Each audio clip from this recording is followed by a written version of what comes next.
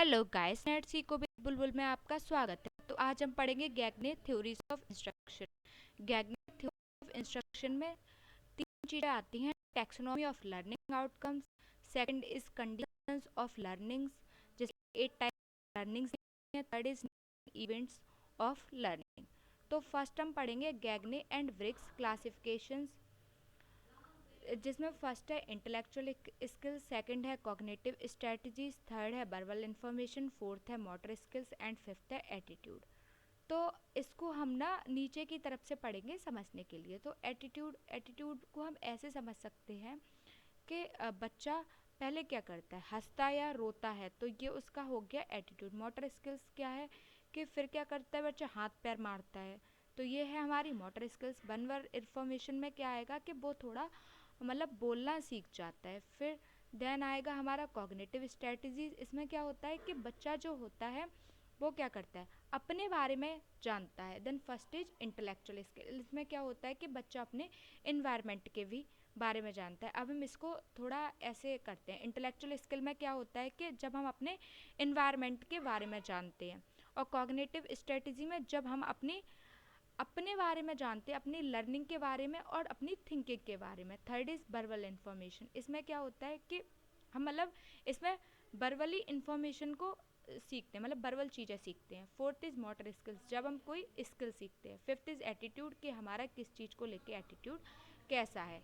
अब हम पढ़ेंगे गैगने हायरार्की ऑफ लर्निंग, जिसमें फर्स्ट है हमारी signal learning, second is stimulus response learning, third is training, fourth is verbal association, fifth is discrimination learning, then concept learning, then problem solving role learning.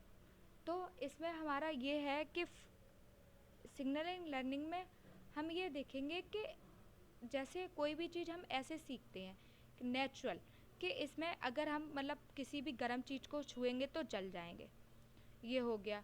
फिर हमारा क्या आएगा, stimulus response learning. इसमें क्या होगा कि कोई चीज़ को मतलब अगर हमने कोई चीज़ सही की तो उसका हमें क्या रिजल्ट ठीक मिलेगा, कोई चीज़ हमने गलत की तो उसका हमें रिजल्ट गलत मिलेगा। देन फिर क्या आएगा चेनिंग। चेनिंग में क्या है, कोई भी चीज़ को हम इसमें क्या है कनेक्ट करके देखते हैं। और वर्बल एसोसिएशन भी जस्ट चेनिंग की तरह, लेकिन इसमें हम लैंग्वेज सीखते हैं। डिस्क्रिमिनेशन लर्निंग में क्या है कि इसमें हम क्या करते हैं, डिस्क्रिमिनेट करना सीख जाते हैं। जैसे कि बच्चा पहले जब छोटा होता है तो वो क्या होता है, सारी गाड़ियाँ उसके लिए कार हैं, वो नहीं जानता कि होंडा कौन सी है, स्विफ्ट कौन सी है। देन क्या है, वो डिस्क्रिमिनेट करने लगेगा। कॉन्सेप्ट लर्निंग, इसमें क्या होगा, बच्चा हमारा ना कॉन्सेप्ट सीख जाएगा, जैसे कि इस चीज़ के पीछे आइडिया क्या है वो सीख जाएगा। देन क्या आएगा रोल लर्निंग। फिर प्रॉब्लम सॉल्विंग, वो क्या होगा, प्रॉब्लम सॉल्व करने लग जाएगा। देन इसके बाद हमारा आएगा ये 9 events and steps of instruction में, जिसमें हमारा फर्स्ट है गेन अटेंशन, सेकंड है informing learner of the objective, third is stimulating recall of prior learning, fourth is presenting the stimulus, fifth is providing learning guidance, sixth is eliciting performance, seventh is providing feedback, eighth is assessing performance, and ninth is enhancing retention and transfer. तो first is gaining attention. जब teacher class में आता है तो क्या होता है, मतलब इन जनरल क्लास में शोर हो रहा होता है, तो टीचर क्या करता है, कुछ भी बोल के चलो आज हम ये करते हैं वो करते हैं, या फिर गुड मॉर्निंग कुछ भी करके अटेंशन जो बच्चों का है वो अपनी तरफ लेके आता है। Second is informing learner of the objective.